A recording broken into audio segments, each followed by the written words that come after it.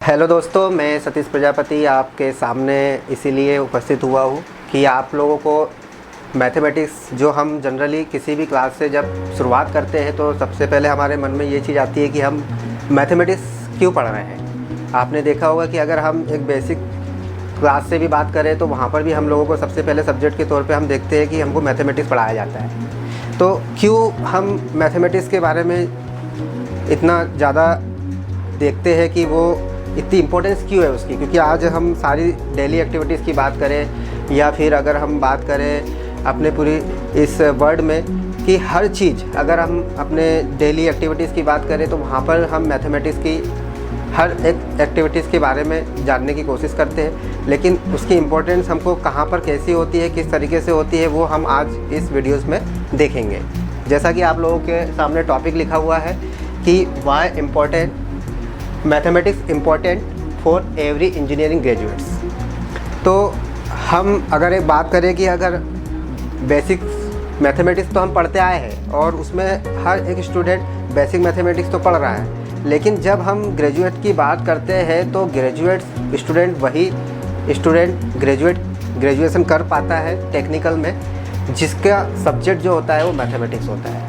तो अगर हम बात करें जैसे कि अगर हम मेडिकल फील्ड की बात करें तो मेडिकल फील्ड में से मैथमेटिक्स वाला स्टूडेंट नहीं जा सकता, लेकिन अगर हम इंजीनियरिंग की बात करें तो इंजीनियरिंग में हर एक मैथमेटिक्स वाला स्टूडेंट इंजीनियरिंग में जा सकता है। तो ऐसा क्या हमारे पास में मैथमेटिक्स की इंजीनियरिंग वाले स्टूडेंट ही मैथमेटिक्स लेकर पढ़ाई क्यों कर सकते हैं, बाकी अदर्स वाले क्यों नहीं ले सकते, ये चीज़ की हम थोड़ी सी जानने की कोशिश करेंगे। तो सबसे पहले हमारे पास में क्वेश्चन ये है कि मैथमेटिक्स का रोल कहाँ पर कैसा रहता है, किस तरीके से रहता है, उससे व्यक्ति के अंदर कौन सी चीज़ें आती है और कहाँ कहाँ मैथमेटिक्स हमको यूज़ हो रहा है, उसकी बात हम करते हैं। तो दोस्तों, अगर मैं आपसे बात करूँ कि अगर आप एक कोई भी चीज़ अगर बात करें, जैसे अगर मैं एग्ज़ाम्पल की बात करूँ, अगर आपने साइंस में देखा होगा कि हुक्स लॉ पढ़ा होगा, तो हुक्स लॉ के बारे में आपने पढ़ा होगा कि stress directly proportional to strain.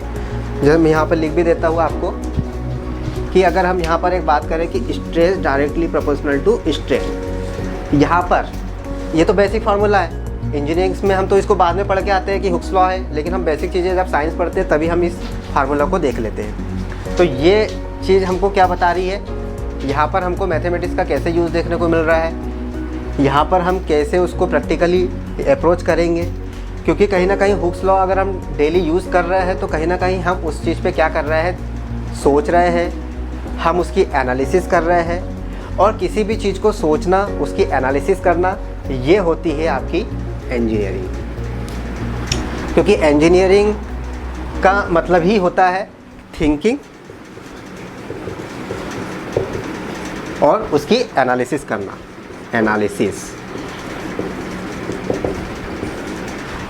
Thinking और एनालिसिस का मतलब, जैसे अगर हम बात करें तो क्या सर आप ये आईआईटीज़ कॉलेजेस पहले हुआ नहीं करते थे तो क्या उसके पहले घर वगैरह नहीं बनते थे या किसी भी प्रकार का कोई भी प्रोजेक्ट वर्क नहीं करता था, तो वो किसके कारण करता था, वो कहीं ना कहीं इसी प्रिंसिपल के ऊपर करता था। लेकिन उस समय इतनी ज़्यादा थिंकिंग पावर और एनालिटिकल एनालिसिस वगैरह नहीं हुआ करती थी, क्योंकि उस समय इंजीनियरिंग का इतना ज़्यादा यूज़ नहीं होता था। लेकिन आपने देखा होगा कि अगर आप किसी भी बिल्डिंग स्ट्रक्चर को डिज़ाइन अगर आप करोगे या किसी भी घर को डिज़ाइन करोगे तो आप सबसे पहले क्या करोगे, उसकी एक डिज़ाइन बनाओगे। बहुत सारे सॉफ्टवेयर्स यूज़ होते हैं, जैसे अगर हम बात करें तो ऑटोकैड, कैटिया होते हैं। तो उसमें क्या हो रहा है, उसमें आपको कहीं ना कहीं, अगर हम एक छोटा सा एग्जांपल लें एमएस एक्सेल का, तो एमएस एक्सेल का अगर हम एग्जांपल लें तो उसमें आपको क्या मिलेंगे, ऐसे कॉलम मिलेंगे और एक तरफ आपको क्या मिलते हैं, रो मिलेंगे। तो ये रो और कॉलम वाला कॉन्सेप्ट किसका है, ये मैट्रिक्स का ही कॉलम है, और मैट्रिक्स एक प्रकार का क्या है, आपका मैथमेटिक्स है। तो ये कहीं ना कहीं इंजीनियरिंग के अंदर हम इसको लेकर आए, तो वो आपको यहाँ पर ज़रूरत पड़ी। तो ये सिर्फ काम कौन कर सकता है, एक इंजीनियर कर सकता है, क्योंकि अगर आपने मैट्रिक्स पढ़ा होगा तभी तो आप उसकी एनालिसिस और उसको आगे डेवलप कर पाओगे। इसीलिए ये काम सिर्फ इंजीनियरिंग ग्रेजुएट्स कर सकते हैं। इसीलिए हमारे पास में थिंकिंग और एनालिसिस की जो पावर है वो सिर्फ एक इंजीनियर को होती है, और वही इंजीनियर एक मैथमेटिक्स के अंदर अगर पढ़ा हुआ होता है तो आगे उसको डेवलप कर सकता है किसी भी चीज़ को। इसीलिए इंजीनियरिंग ग्रेजुएट्स के लिए मैथमेटिक्स की बहुत ज़्यादा इंपॉर्टेंस होती है, और अगर हम मैथ्स के बेस पे ही आगे इंजीनियरिंग में कर पाते हैं, कोई भी इंजीनियरिंग वाला स्टूडेंट हो या कॉमर्स वाला स्टूडेंट हो या बायो वाला स्टूडेंट हो, वो आगे इंजीनियरिंग ग्रेजुएट्स नहीं हो पाता है, क्योंकि उसका ये जो चीज़ है समझने का वो नहीं होता है, क्योंकि उसने मैथ्स पढ़ा ही नहीं होता है, तो वो कैसे कर पाएगा। तो ये चीज़ उसके अंदर हमारे पास एक निकल के आती है। तो आई होप आपको ये चीज़ें समझ में आ गई हो। तो ये तो चीज़ हमने सिंपल सी दी थी कि सर ये मैंने आपको कैसे बताया, इसको कैसे रिलेट करेंगे। अगर आप यहाँ पर मैथमेटिक्स देखना चाहोगे तो मैथमेटिक्स कैसे देखना चाहोगे कि पहले सिग्मा मतलब क्या है। अगर हम मैकेनिकल इंजीनियरिंग की बात करें तो मैकेनिकल इंजीनियरिंग वाले जो स्टूडेंट होते हैं वो सिग्मा को क्या बोलेंगे, स्ट्रेस बोलेंगे, और ये एप्सिलॉन्स को क्या बोलेंगे आप, स्ट्रेन बोलेंगे। ठीक है, अब stress directly proportional to strain तो हो गया, लेकिन अगर आपका क्वेश्चन में आपसे पूछो कि पहले स्ट्रेस आया या स्ट्रेन आया, है ना, तो स्ट्रेस आया या स्ट्रेन आया ये कैसे पता कर पाओगे। अब बहुत सारे स्टूडेंट जो पहले से पढ़ चुके होंगे, ऐसे स्टूडेंट्स में होंगे जो इस वीडियो को देख रहे होंगे, इंजीनियरिंग कर चुके होंगे, तो उनको ये पता होगा कि पहले स्ट्रेन आया या स्ट्रेन आया। लेकिन अगर इसको हम मैथमेटिक्स के टर्म्स में रिलेट करना चाहेंगे तो उसको हम सब्जेक्ट के थ्रू कैसे कॉन्सेप्ट, मतलब अगर इसका हम कॉन्सेप्ट जानना है कि इसकी बेसिक नींव क्या है, तो कहीं ना कहीं ये मैथमेटिक्स से जुड़ा हुआ है। कैसे जुड़ा हुआ है, अगर मैं एक बात करूँ स्ट्रेट लाइन इक्वेशन की, तो स्ट्रेट लाइन इक्वेशन क्या होती है, y is equal to mx plus C. ये c क्या है, अगर हमारे पास में एक ग्राफ होता है x और y, तो इसमें हमारा ये स्ट्रेट लाइन इक्वेशन होती है, और इसको एक लाइन क्या करती है, इंटरसेप्ट करती है, उसको बोलते हैं हम c। अब यहाँ पर हमने माना कि ये जो इंटरसेप्ट लाइन है इसकी वैल्यू क्या है, 0 है, तो यहाँ हमारे पास क्या मिल जाएगा, mx मिल जाएगा। अब अगर मैं यहाँ से y की वैल्यू निकालना चाह रहा हूँ तो मुझे यहाँ पर किसकी वैल्यू चाहिए रहेगी, इस x की वैल्यू चाहिए रहेगी। अगर मेरे पास x की वैल्यू है तो मैं y की वैल्यू को निकाल दूँगा। तो इसको हम क्या बोल सकते हैं, x को इंडिपेंडेंट, और y क्या कर रहा है, x की वैल्यू पे डिपेंड कर रहा है, तो इसको हम बोलेंगे डिपेंडेंट। अब इसी टर्म्स को इससे आप रिलेट करेंगे तो क्या होगा, इसमें सिग्मा, जब इस प्रोपोर्शनल को हम हटाते हैं तो यहाँ पर एक यंग मॉडुलस निकल के आता है और ये एप्सिलॉन हो जाता है। तो कहने का मतलब यहाँ पर x की जगह पे क्या है, स्ट्रेन है, मतलब ये क्या हो गया, इंडिपेंडेंट हो गया, और ये क्या हो गया आपका, डिपेंडेंट हो गया। तो कहने का मतलब ये है कि इसकी वैल्यू इसके ऊपर डिपेंड कर रही है। तो यहाँ से हम बता सकते हैं कि स्ट्रेन क्या हो रहा है, पहले आ रहा है कि किसी भी बॉडी में जब स्ट्रेस अप्लाई कर रहा है तो सबसे पहले उसके अंदर स्ट्रेन आता है और उसके बाद ही स्ट्रेन आता है। तो ये बेसिक चीज़ें तो हम पहले से पढ़ते आ रहे थे, लेकिन उसको हमने इंजीनियरिंग में कैसे अप्लाई किया, यहाँ पर अप्लाई किया, तो इसी से हम उसको रिलेट कर रहे हैं। तो यहाँ से हम इसके मैथमेटिक्स के कॉन्सेप्ट और सब्जेक्ट को लेकर आए। एक और बेसिक एप्लीकेशन है, या न्यूटन सेकंड लॉ से हमको पता है F इक्वल टू m। यहाँ पर भी बताइए कि पहले फोर्स आया या पहले एक्सेलरेशन आया, तो यहाँ से भी आप बता सकते हैं कि ये x की जगह पे क्या है, एक्सेलरेशन है, मतलब ये इंडिपेंडेंट है, और ये क्या है आपका, डिपेंडेंट है। तो अब सीधी सी बात है कि ये इसकी वैल्यू इसके ऊपर डिपेंड कर रही है। तो कहने का मतलब है कि पहले हमको एक्सेलरेशन मिल रहा है, उसके बाद फोर्स मिल रहा है। तो ये सबसे पहली चीज़ तो हमारे पास में क्या है कि हमने एनालिसिस करना चालू किया, या उसके ऊपर हम कुछ विचार कर रहे हैं, तो वो चीज़ मैथमेटिक्स यानी इंजीनियरिंग के अंदर आ गई। दूसरी चीज़ क्या निकल के आई कि उसका कॉन्सेप्ट कैसा है और उसको सब्जेक्ट से हम कैसे रिलेट कर सकते हैं। ये चीज़ तो हम बेसिक साइंस में भी पढ़ रहे हैं, और लेकिन जब हम इसी को कॉन्सेप्ट के आधार पर देखते हैं तो कहीं ना कहीं उसके अंदर मैथमेटिक्स अप्लाई हो रही है। तो ये चीज़ें, दो चीज़ें हमारे पास निकल के आई, पहली एनालिटिकल पावर, दूसरी कॉन्सेप्ट एंड सब्जेक्ट।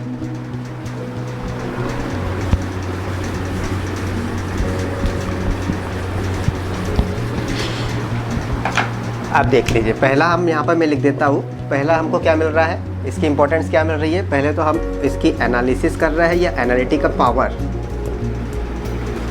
किसी भी चीज़ की एनालिटिकल पावर को इंक्रीज करना,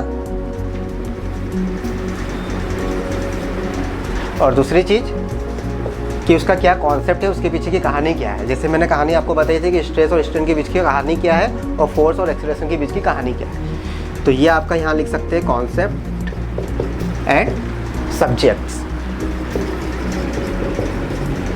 तो ये दो चीज़ें, ऐसा कोई ज़रूरी नहीं है कि जो टॉपिक मैं यहाँ लिख रहा हूँ वही चीज़ है जो हर एक इंजीनियरिंग ग्रेजुएट्स के मैथमेटिक्स के इंपॉर्टेंस को बता रही। ऐसे बहुत सारे पॉइंट्स हो सकते हैं, ये तो मैं सिर्फ वो पॉइंट आपको बता रहा हूँ जो आपके लिए जानना ज़रूरी है।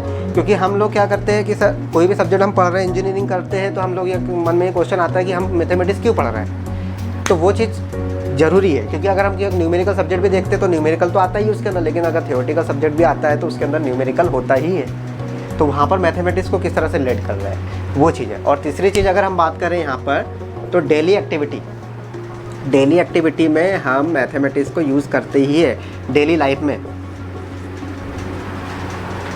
हमें घर बनाना रहता है और हमारा प्लॉट जो है एक सीमित रहता है। तो प्लॉट अगर हमारे पास सीमित है और हमें घर बनाना है, हमें 4 कमरे चाहिए, तो वहाँ पर पूरा कैलकुलेशन यूज़ होगा कि नहीं होगा। और जहाँ पर पूरा कैलकुलेशन है, सिस्टमेटिक काम है, वहाँ पर पूरा मैथमेटिक्स यूज़ होगा। चाहे अगर आप किसी भी प्रकार के आप बिजनेस की बात कर ले, किसी भी प्रकार के आप कमर्शियल पर्पस की बात कर ले, हर जगह कहीं ना कहीं वहाँ पर मैथमेटिक्स यूज़ होगी। चौथी चीज़ अगर हम बात करें तो आज हर एक बच्चा कंपटीशन एग्ज़ाम की तैयारी कर रहा है, और कंपटीशन एग्ज़ाम की तैयारी करता है तो एप्टीट्यूड और रीजनिंग ज़रूर पूछा जाता है। मतलब हम यहाँ लिख सकते हैं फॉर गवर्नमेंट जॉब के लिए एप्टीट्यूड रीजनिंग आना बहुत ज़रूरी है। इसके बाद अगर हम बात करें, जैसे अगर मैं आपके सामने खड़ा हुआ और आपको पढ़ा रहा हूँ, तो हम रिसर्च पर्पस से भी हम देख सकते हैं कि रिसर्च वर्क के रिलेट से भी हम मैथमेटिक्स को देख सकते हैं।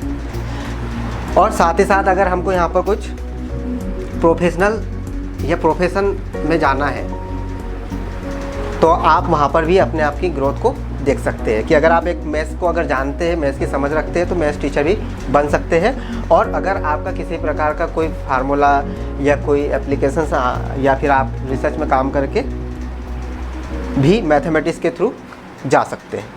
इसके अलावा जैसे मैंने आपको बताया था कि डिफरेंट सॉफ्टवेयर्स होते हैं जहाँ पर मैथमेटिक्स की यूज़ होती है।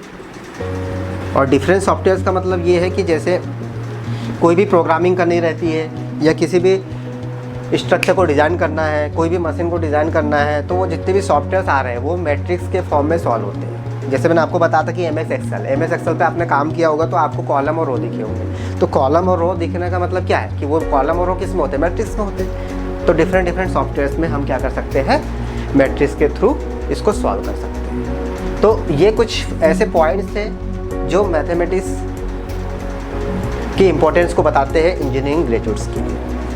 इसीलिए ऐसा कोई ज़रूरी नहीं है कि सिर्फ मैंने मैकेनिकल का एग्जांपल लिया या बेसिक साइंस का एग्जाम्पल।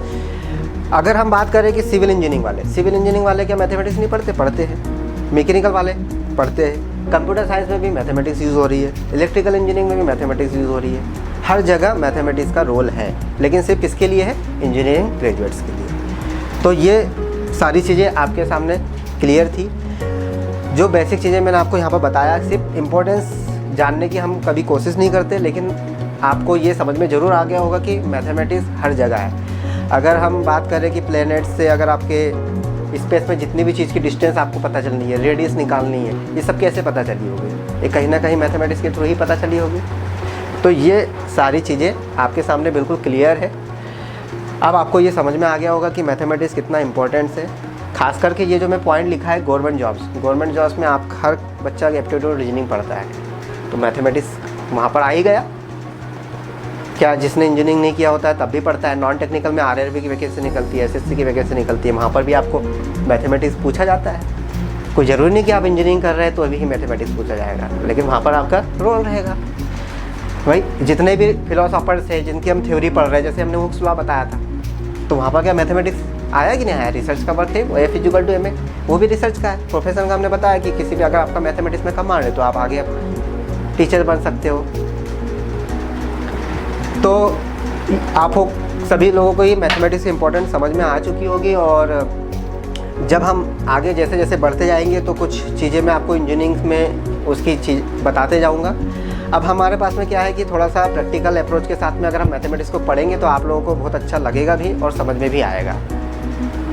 अगर इसी तरीके से हम M1, M2 और M3 जो कैटेगराइज किया गया है इंजीनियरिंग लेवल में सिलेबस के अकॉर्डिंग, उसमें अंतर सिर्फ ये रहता है कि कुछ टॉपिक्स को हम किस तरीके से कैटेगराइज कर सकते हैं। जैसे अगर हमको करना है तो उस आधार पे उसको नाम दिया गया। बाकी ऐसा कोई ज़रूरी नहीं है कि मैथमेटिक्स 1 है, मैथमेटिक्स 2 है तो उसमें, लेकिन उससे डरने की ज़रूरत नहीं है। लेकिन हम ईजी वे में पढ़ेंगे और जितना कोशिश करेंगे उसको आसान तरीके से करने की कोशिश करेंगे। एक और चीज़ मैं आपसे बताना चाह रहा था कि ऐसा कोई ज़रूरी नहीं होता है कि किसी भी टॉपिक को अगर आपने सॉल्व करना चालू कर दिया तो उसकी सिर्फ एक ही मेथड हो सकती है। एक ही मेथड इसीलिए हो सकती है क्योंकि हम लोग क्या करते हैं, सिर्फ एग्जाम पॉइंट ऑफ व्यू से पढ़ना चाहते हैं, इसीलिए हम क्या करते हैं, एक ही फार्मूला लगा देते हैं और उसको सॉल्व कर लेते हैं।